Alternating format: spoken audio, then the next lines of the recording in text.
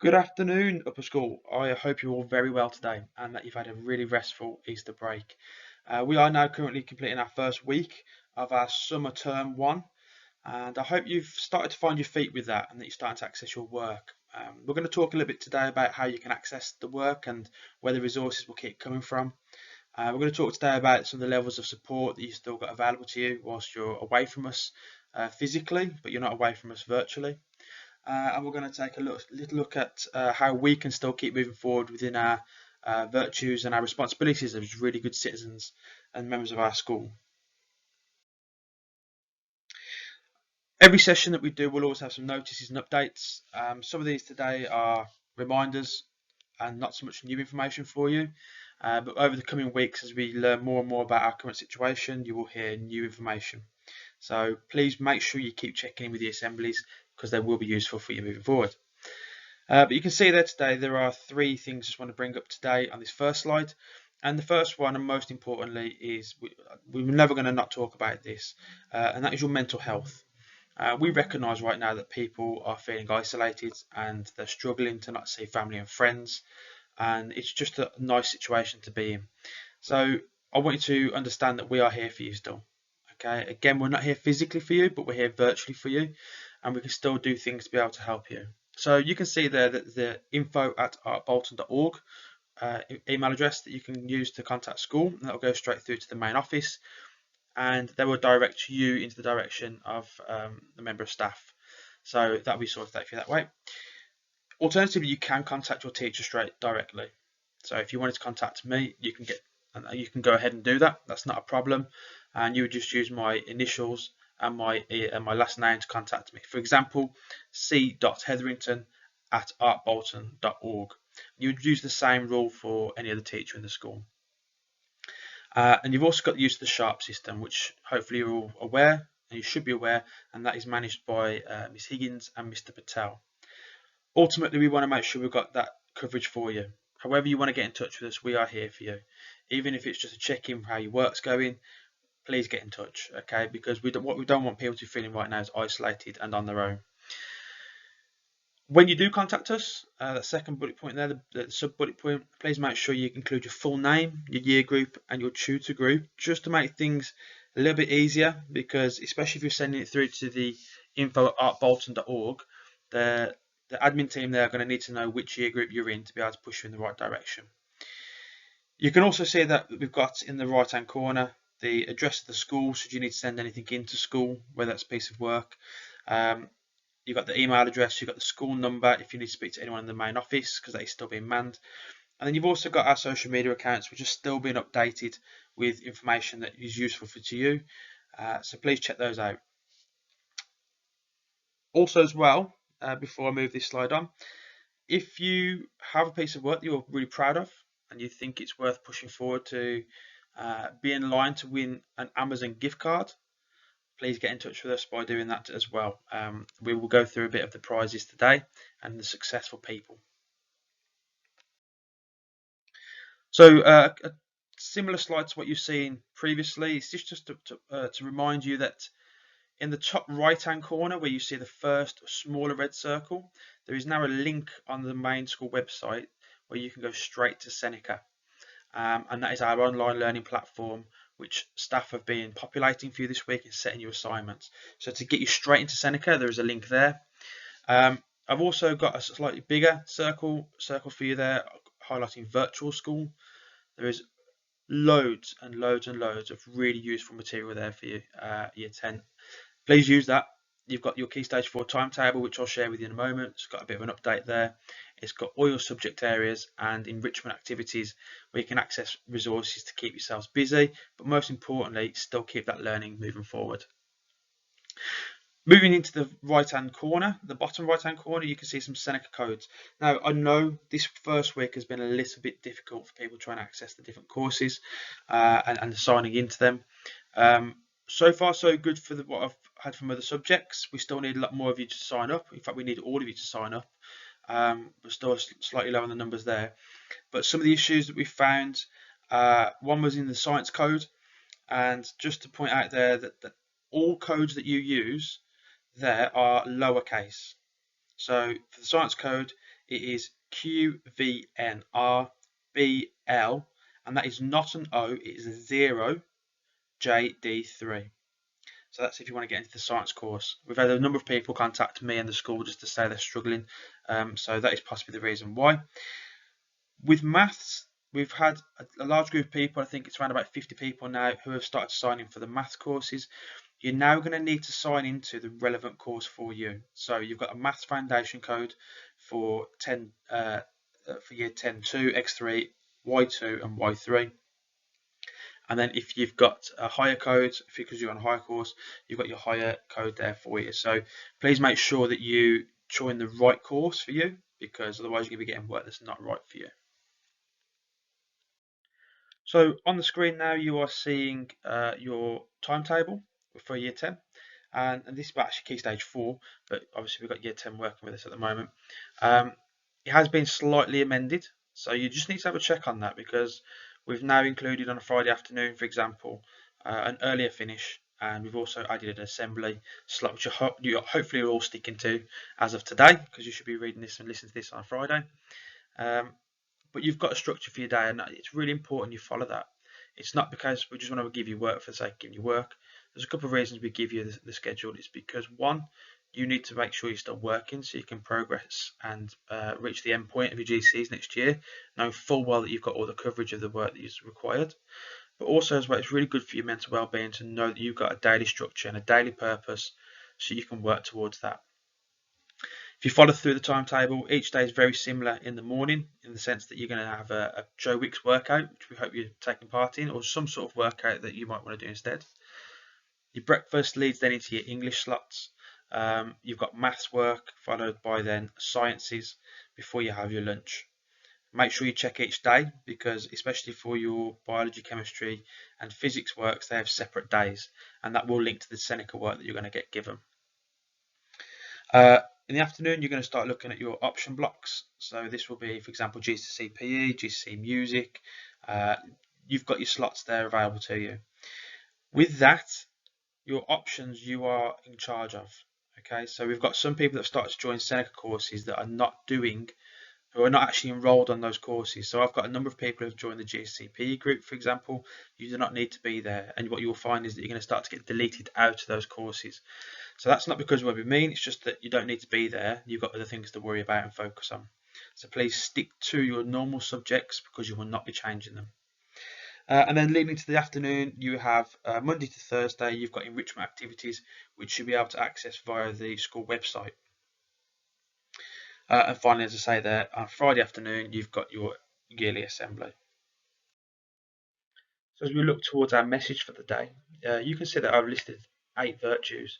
And they're our main virtues that we consider at school and during our assemblies. Now, usually you'd see only 1 or 2, but today I think, because it's the start of the term and we're in the situation we're in, it's really important to take a checkpoint and say, how do I actually meet these virtues right now? What am I showing? How am I helping myself? How am I helping others? So let's take a moment to be reflective on that. And I want you to think about how this next person that I'm going to show you now, he has played his part, and what sort of virtues is he showing. The gentleman that you can see on the screen right now is known as Captain Tom Moore. He's 99 years of age, and as you can see there, he needs a walking frame and a stick to be able to get around. Now, the reason Tom Moore has become quite famous, and he's the link to our virtues theme today, is that he decided that the NHS at this moment in time needed recognition and support in all the work that they're doing right now to protect us and look after us whilst this coronavirus outbreak is occurring. As a man who's experienced the NHS himself, he just felt he had to give something back. So he decided to raise money. And to raise money, he set out the challenge of completing 100 laps of his garden. Now, 99 years of age, that's quite a hard task. So he set out, he started it, and he started to raise the awareness. And he didn't think about anything other than the people that he was raising money for. In the first day alone, he raised £70,000. And we're now at the point where he's raised £30 million. And all that money goes towards the NHS and the charities that help support the NHS. And it was all because he felt he needed to do his part and help the NHS out. It's a remarkable achievement. And to consider the fact that this gentleman is the age that he is and he struggles to walk, he set out to do something that Wasn't thinking about himself, he was thinking about others. If we link our virtues to this, if you think about the fact that he was disciplined and stuck to his role day after day, carrying on, even those times when he might have found it hard, he was disciplined enough to still get up and go and do what it is he set out to do. He was resilient. He knew that it probably might be tough, but he carried on. The fact that he needs a walking frame is evidence that he struggles to walk, but he's resilient and he's stuck to it. The theme of charity, he's giving his money, not his money, sorry, the people's money has been raised to go to the NHS. He doesn't get any money out of this, and he's not done it for that reason. The compassion that he's got towards the NHS and the concern he's got for them, it stems throughout every single speech that he's ever given.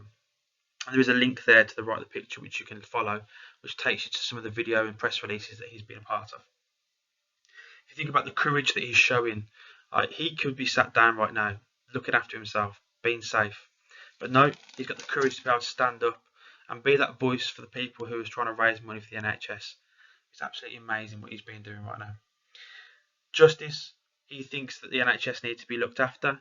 He has a strong moral compass towards making sure that they are acknowledged for the hard work that they are doing, and this is how he's showing it. He's honest. At no point has he discussed any other reason other than raising money and awareness for the NHS. He's been very clear from day one, and people have found it easy to be able to donate to someone like this man because they feel trusted in what he's trying to do. And absolutely, at all points in this, he's acted with humility. Again, I've said it a few times now already, but the thought of humility with this gentleman, he does not think about anything else other than the people that he's trying to help. Yes, he's 99 years of age. Yes, he probably gets home at the end of a couple of his laps and think, I'm really, really tired. He's not mentioned this once in any of his interviews. All he keeps mentioning is the hard work that goes on by the NHS to help the people that are suffering right now. Absolutely amazing achievement by this gentleman. So I link this to you. My question to you is, what is your purpose for today or tomorrow or next week? Because you've got one, what is it? Is it to get up and do the work that you should be doing for school? Is it to get up to help with the family and then do some work? Everyone has a purpose, and you need to make sure you've still got yours whilst you're currently away from school right now. He set out a goal and he wanted to achieve it. He excelled, he exceeded that. What goals are you setting right now to be able to get through this outbreak and still work and develop into the citizens that you should be? Are you sticking to the plan like he is? Are you using excuses, or are you being resilient like he has been there to be able to complete the work, to be able to stay in isolation with your family, to be able to complete anything that you can around the house that keeps you busy? Are you showing that resilience? How charitable are you being right now? Charity doesn't always need to be about money. It just needs to be about helping people that are around you.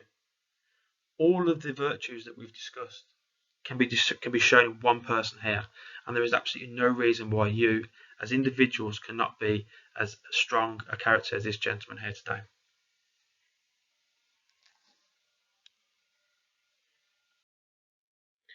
So before we finish, we're now at the shout outs, and we're following this part of the assembly. We're also then going to announce the first winner of the Amazon gift card.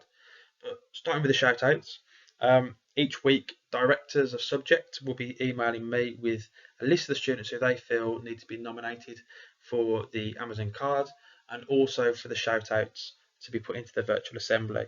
We've had a really good uptake of people getting involved in their work so far during this first week back. There's still plenty of room for improvement because there's still people that need to start working, but today is all about the people who have taken the initiative to start their work and get on with it, and have excelled extremely well in those subjects that I'm going to talk through next. And it's only right we recognise you for doing that. We should be doing work because you need recognition. We should be doing it because we know we need to. But absolutely, those people today that are going to get called out, you deserve the shout out for the hard work you've done so far. If I start off with science, I'm going to call out, Rahil Shazad and Zishan Hussain. You guys have made a great start to your science work and achieving really good averages. In food, Safwan Ahmed and Hasnan Khan.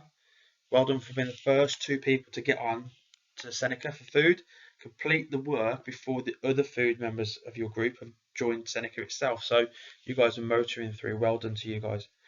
Safwan has actually also got another shout out for English for achieving a score that is over 90% on the piece of work he's completed so far, and that is the same for Emil Rahman. Halima Mahmood has also been shouted out by English for an excellent start for the amount of work she's been completing and the time she's spending. Another member who has already been shouted out, Emil, has also been given a shout out for French as well. So a strong start by Emil, because in French he's saying it's there that he's been doing extra study, he's completed the tasks, and achieving a really strong score so far as well. So 2 claps, 2 stomps. As much as we can do that to these people here for the shout outs. I know we will get more over the coming weeks, and there were more to consider today, but we're only going to go with the people who are really standing out, because it's only right that we celebrate the people who have gone above and beyond with their work.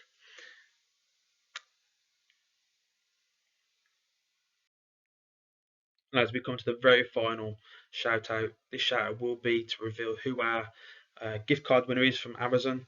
The winner of this will receive a code to be able to insert onto Amazon to spend the money as they see fit.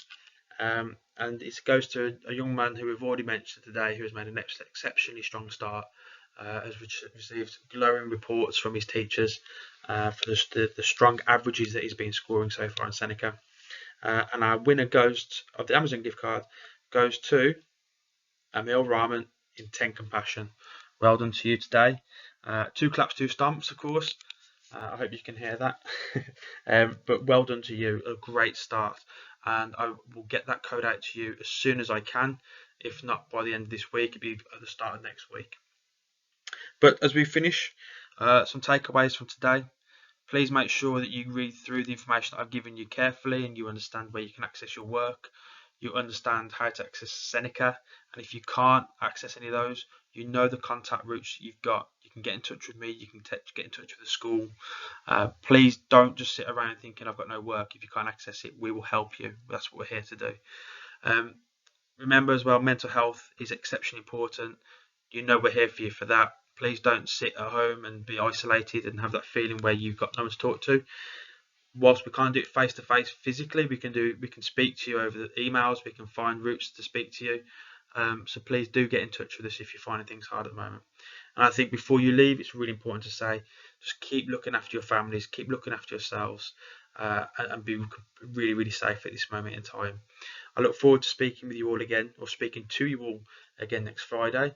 Have a great weekend and a really strong start to next week. Bye bye.